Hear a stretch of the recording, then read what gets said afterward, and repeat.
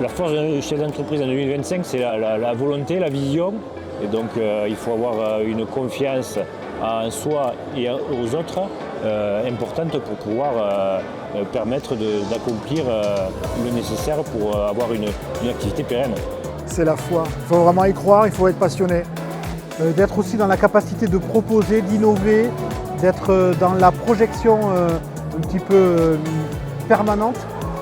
Et nous, d'être là quand il faut pour les accompagner et donner vie à leurs projets.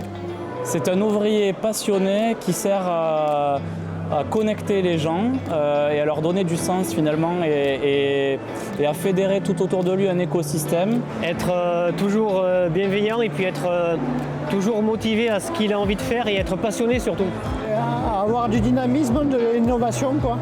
Je pense que le côté créatif est le plus important aujourd'hui. Ce qui est remarquable dans son projet, il s'inscrit dans un avenir sur la durabilité, sur la résilience, sur l'adaptation aussi à des publics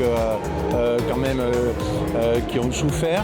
Et moi, c'est ce que j'aime, c'est que c'est un projet qui a été réfléchi pour être durable et qui rend service sur son territoire. Ça, c'est magnifique.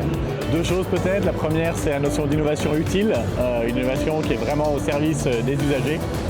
Et puis la deuxième, la grande cohérence dans l'entreprise, l'économie circulaire, l'éco-conception, les fournisseurs locaux, une politique RSE très ambitieuse.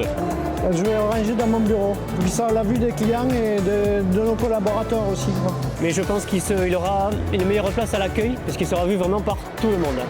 Demain, il est dans notre salle de réunion, bien entendu. Puis on va prendre des photos avec toute l'équipe. Dans le bureau, en le regardant, ça permettra de voir qu'on n'est rien acquis, il faut se battre. En le mettant à l'entrée, en fait, et comme on a cette volonté de se développer sur l'international, on fait des pièces pour l'international, clairement.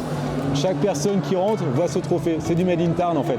Sûrement un moulin mage qu'il y a aussi attaché à l'atelier de production. Parce que, comme je l'ai dit, c'est ceux qui fabriquent les produits qui sont les plus importants et il faut qu'ils le voient.